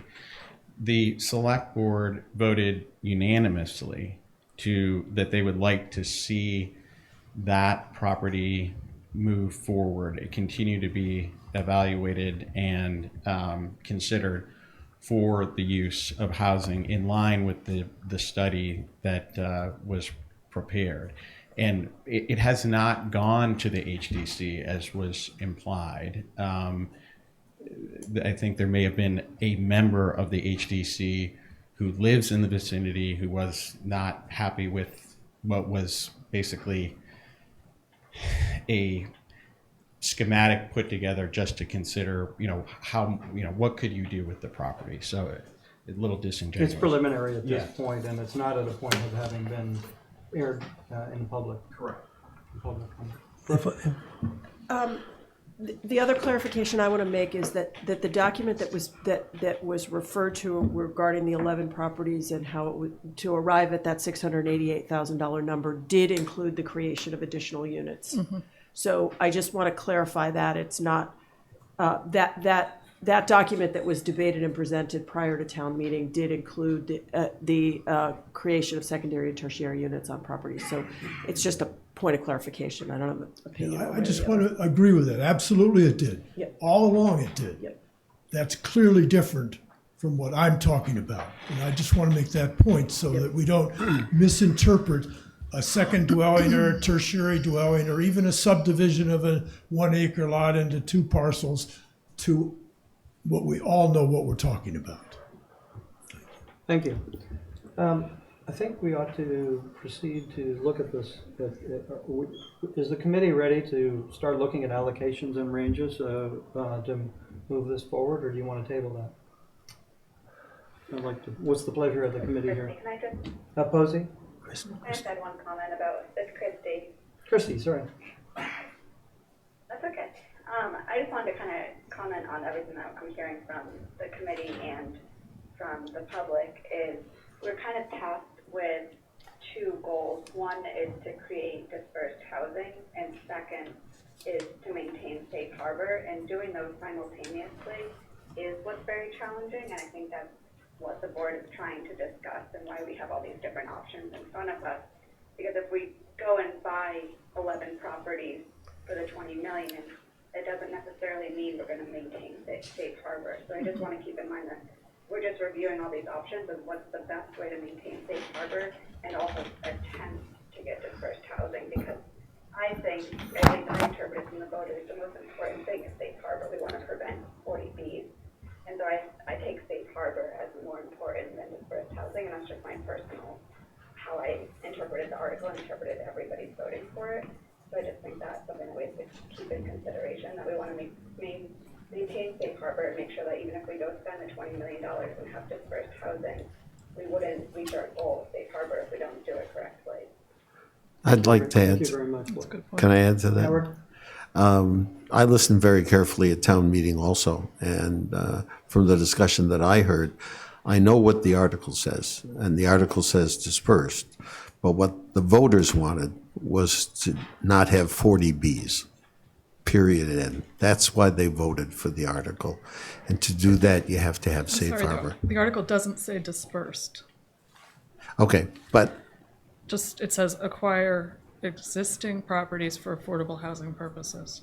okay, but what the people voted for, I think, was not to I have agree with that. 40Bs. Yes. Well, I can assure you that I think that everybody on this committee is committed to working diligently to try to produce the units that would get us to the 10% and to do this in a safe harbor way. And we're trying to figure out how to do this in the most effective way with the broad latitude that has been given to this committee to make recommendations. And I think that's what we're about. All right, we do have a, what's the pleasure of the committee with respect to the ranges? I think we should that take a have been stab. identified? Let's take a stab at All right. putting down some ranges, see if there's a consensus. I'm not sure what you understand by putting down some. Yeah, ranges. Okay, so tell in us. the okay, so the suggestion, a suggestion is that we put a range around each of these three alternatives, so that we have some idea that there could be a mix of approaches taken. And now we could simply say that they would be approved or not approved, and not put any range around them. Or we could simply, and then be subject to looking to seeing how the marketplace. But I think the idea is if we are able to reach a recommendation as to which strategies are the most effective, then they should get a higher allocation than ones that are deemed to be less effective. So you're talking about slicing up the $20 million pie? Yes, and it could be 100% for one and By 0 for percentage. the other, or 50-50 or 20. We're just prioritizing. Prioritizing That's it. the three approaches Okay. from, as a recommendation of this committee. Tucker? Well, I mean, whatever you all would like to do, I just was wondering, given the discussion, given, some addition of categories that, will ultimately be, part of how you're looking at each condition. I mean, I maybe I'm wrong, but I'm kind of hearing that all three of these approaches may have merit, and it does depend a bit on the particulars, maybe particularly if there's something where there's, more than 3 units being created. So I don't know if the allocation of a particular amount right now is. Well, I think Dave is suggesting potentially that we have a discussion of which of a priority. If you were to rank these 1, 2, 3, how would you rank them? But Dave, help me. Well, along with that is listen, we can only act on the things that are in front of us. That's right. Yeah. So to prioritize, I'm not sure is an exercise that's gonna do us any good. Does that make sense to you? I mean, we have all these factors every time something comes to us to look at. So to just prioritize these or any more we add, I'm not sure is a helpful exercise, is all I'm saying. But we could try it. I mean, that's my issue with it. Okay, thank you. And other comments from either, why don't we just, I want to make sure I hear from everybody on the committee. Eric? I think David is a good point, and perhaps it's not that there's just a sense of each member as to what they're most interested in as a appropriate goal for the what we recommend, as opposed to putting hard numbers on each. Just if we all know where we all stand and where the common ground is, if there is common ground, maybe that's a better way than putting numbers to it. I'll share my opinion. Of these three approaches, I most favor strategy 1, which is the dispersed home purchases, and 3, which is the new scale appropriate affordable developments, likely some hybrid of the two. I do think strategy 3 is going to get us where we need to be a lot faster than strategy 1, and it's going to house more households on Nantucket. I think that's probably a good idea. I think, Penny, you've set a good stage for us by just giving us a view of how you are prioritizing. I'd kind of like to maybe poll other members of the committee at least, so we can just get some thoughts out on the table. Eric? I wouldn't mind hearing on why number 2 doesn't come up as because it doesn't give us the control of the funds going forward. Right. And I think it's more piecemeal, and I just don't think it's going to help serve the largest number of community members. I agree. I just wanted to. Okay, so I actually had a 0 there. I actually put some percentages in here. They were 80, 20, and 0. But And 80 was for which one? number 3. 80 was for number 3. But we're not supposed to be doing that. Well, I think we were talking about ranges, not, Right. as Eric said, hard numbers. But maybe it should be a qualitative assessment rather than quantitative. So let's go around at least. You don't have to put numbers on if you don't like to, but it may be in terms of the prior. So at least we have a sense of the committee's views on this. David, would you like to go next? And you can be agnostic too and say. I say no, thank you. Along with, to say 1 is the best, I don't think, not the number 1, but 1 is better than the other. I think it's going to be a combination of 1 and 3. And how that mix works, I don't know. That's going to be dependent on the properties that are put before us. Okay. Let's call Eric. I really agree with both what Penny and David said. I think it's important in number 3 is appropriate to the neighborhood, but otherwise I think I'm in agreement with these guys on a mix of 1 and 3. Howard? I think you're going to need 3 to get to safe harbor. Yeah. But I have to tell you, I am very impressed with the litigious nature of the population on Nantucket. And I think no large scale, and by large scale I'm talking anything over 20 units, is going to not be challenged. That's what I believe. I can't prove it to you, but it only takes a couple of people.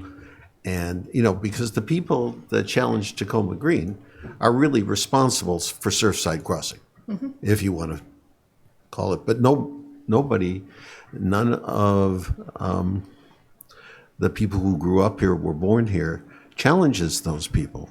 And they're right to subject the rest of us to 40B. So I don't think there's anything holding people back from doing their best to sabotage it. And so we need to take it case by case in order to try and meet the mandate of staying in safe harbor. And I think percentages are not going to help us. I think we are all in agreement that 1 and 3 are the major approaches, and we have to look at the opportunities. Brooke? I exclude number 2 simply by virtue of the fact that it's not in perpetuity by its nature, and I'm opposed to it regardless of the financial. And I think that with regard to what Joe had said, you could buy down on a single unit, but then you have no control of the other 3 units. What happens to them? and how, I think it's just too complicated, and the not in perpetuity thing just knocks it off my list right out of the box. I am very, very sensitive to how this article was presented to the community. I was part of that effort. I'm very cognizant of that, but I'm also extremely pragmatic, and I understand that staying in safe harbor is critical, just critical to all of us. So I would do a balance of 1 and 3 with the further comment that we need to be very careful on number 3, that the sites that we have opportunity to do the larger scale, safe harbor reaching stuff are reviewed very carefully, chosen very carefully, and that what's done there fits, which I think it's pretty clear that the Surfside Crossing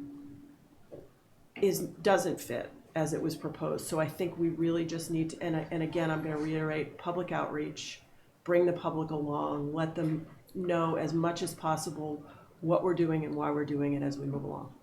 And I believe, Penny, you were the one that said that aesthetics and massing and density or appropriate scale is really an important consideration. Christy, and then Posey. Christy, would you like to come in? Yeah, I think I pretty much agree with everybody else, where 1 and 3 is kind of the best approach, assuming that the new affordable developments, are unique, that they fit in with those neighborhoods. I do think it's worth exploring number 2 and seeing if there is any way for it to be in perpetuity, or is that just completely off the table? I know we've only had one kind of offer put before us, and I just don't know if there's any other examples, but I think it's worth at least keeping in as, an option, and not just kind of writing it off as we're not even going to accept any other proposals. I do think if we needed 1 or 2 more units, that could be a good strategy. Okay, that's helpful. And Posey? Looks like I'm bringing up the caboose here.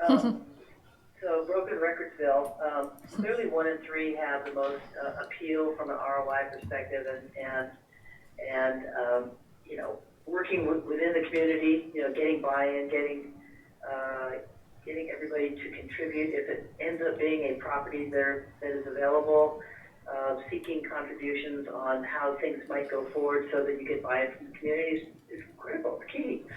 And I think, given that we're trying to, the initial intent was to try and allocate and put percentages, clearly to meet these shy requirements, we're going to have to start identifying properties that might afford us the opportunity to build 10 or 15 or 20 units at a pop.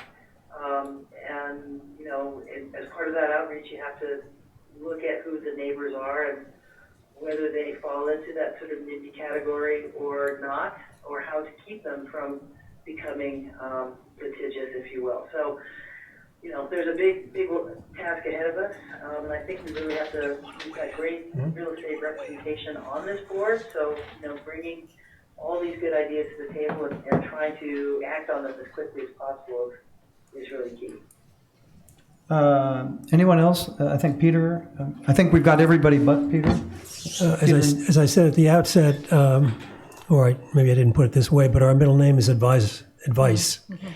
The end product of these deliberations will be that we will write a memo to the Affordable Housing Trust Fund and the Select Board with recommendations.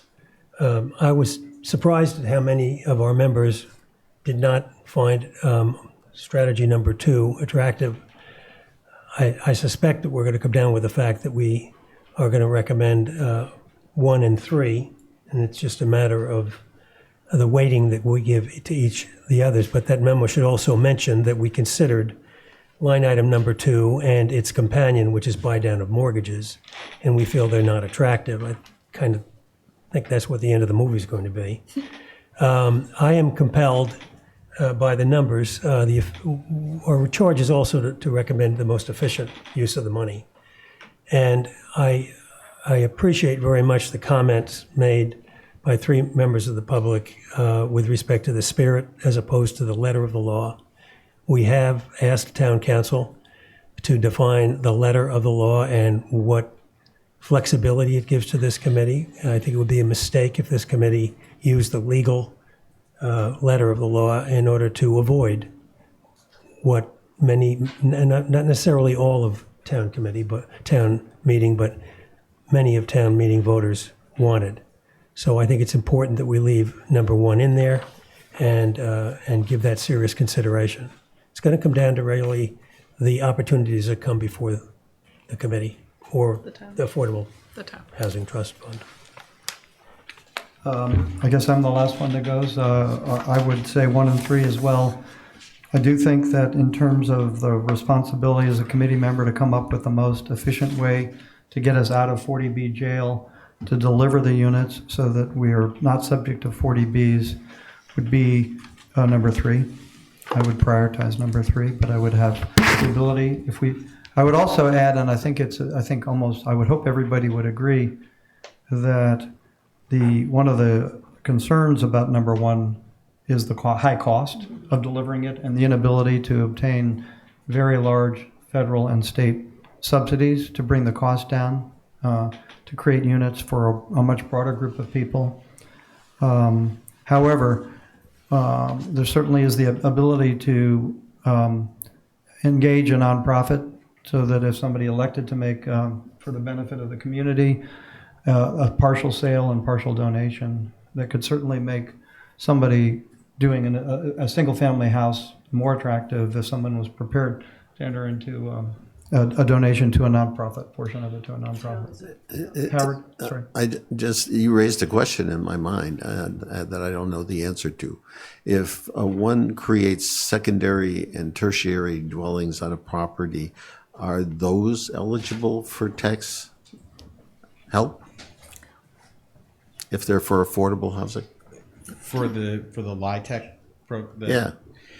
Well, generally, and Doug can speak to this, you got to have critical mass to bring in LIHTC dollars, and critical mass is 20-ish. But would it have to be all in the same place or just in the same application? It's a good question. I know. It's typically for attached product, not for single family. Yeah. LIHTC is not available for single. LIHTC, the federal subsidy and the state subsidies are not available for single family. But I was raising the issue of whether somebody could donate. So I guess the question is, could they donate the land for a second dwelling unit, and whatever the market value is could be appraised, and then if they elected to do so, then they would get a tax write-off for the amount of the donation. I think we can draw this portion of the very helpful discussion. I appreciate the comments from members of the public and for the committee members. And I think I'll turn it over to my co-chair to wrap it up here. Thank you, Doug. Item number 6 is discussion of web page and documents. We've had some discussion about the items that are already on our web page. Tucker, was there something specific, though, that you wanted us to address in this? Yeah, so actually Eleanor has really led the charge on potential web page presence, for the group's activities that we think the public and community would find helpful. If I may, we do have an executive session scheduled today, and we are getting a little pressed on time here. So please, yes. If you don't mind. In the interest of time, which is very precious right now, perhaps you would authorize Tucker and to work with 1 or 2 of the chairs to come up with some ideas. I can help him out, and we'll send them to you if you say this looks good. It's very minor. It's about a mission statement and some pretty critical documents that we want to have up there under the sort of helpful documents area. I did this for another committee I work with, and it's very useful for people who are trying to figure it out, the complexity of it, to have a few things up there. So take a look at the website as you see it now. It's not barren, but it could be beefed up a little bit. So if you wouldn't mind authorizing Tucker to work with you, co-chairs? Yes, yeah, absolutely. Is that committee in agreement on that? Yeah. Yes. Okay. Before we go to executive session, is there any further comment from the public that's not redundant with what's already been said? I thought the gentleman was coming I forward. thought he was going to take a right, yeah. If there's, I'm curious why you're going into executive session, because the purpose would be to discuss specific properties and costs where a public discussion would be detrimental. You're going into executive session to discuss your strategies or to discuss your mission. Are you going into executive session to discuss specific property acquisitions? we are. And there's a confidentiality. What strategy? It would be within what the board has, what this committee has recommended as being an appropriate strategy. You haven't come up with a final strategy. I think the strategy has been, I think there's consensus here that we would be pursuing number 1 and 3, and there seems to be a consensus that the priority is in number 3. But at this point, we don't necessarily have to make a determination as to the priority. But we have a specific matter that has confidentiality with respect to a specific transaction, which is why we need to be in executive. I just wasn't aware you had already targeted specific property. Brooke? The one thing that I want the public to be aware of is, I think we all know, the real estate market in Nantucket is dynamic, and opportunities present themselves that are unique, unusual, one time. And I think that it would be, speaking both as a member of this group and as a member of the Affordable Housing Trust, I would not want to at least have conversation around opportunities that present themselves. We're in an iterative process, and I understand where your concern is, and I can't say why, because we're going to discuss it in an executive session, but I think we would be remiss in not doing so, and that's, I feel really strongly about that. So I'll just leave it at that. I think we should motion to adjourn. Okay. Any other no comments further from the comments? You have to do a motion. Yep, motion to adjourn. Yeah, no, we're going to do that. I just was asking if there were any other comments from the public. Okay, thank you very much. Then we would like to, I'll make a motion that we motion to- adjourn this regular meeting. And that needs to be- reconvene an executive session, Not to return. not to come back to the regular meeting. Here's the motion was made by Penny. and seconded by Bob, to go into executive session to consider the purchase, exchange, lease, or value of real property, where an open meeting may have a detrimental effect on the negotiating position of the public body, and not to return Turn to open session. open session. You Correct. also have to confirm that those joining by phone are in a private location where others cannot. Yeah, hear. they can vote roll call. But yeah. Could you say that again with the microphone? Here, I just said, those that are on the phone, we need to confirm that they're by themselves and not with others that could potentially then be a part of the meeting. so does this vote have to be by roll call? Roll call, yes. Okay. Right, I'm I second the motion. Posey seconded it already. Okay. Brooke, would you begin? More aye. Dave Iverson, aye. Penny Dye, aye. Peter Hoey, aye. Doug Abbey, aye. Howard Dickler, aye. Eric Savetsky, aye. Okay, so it's unanimous, and we are now adjourned.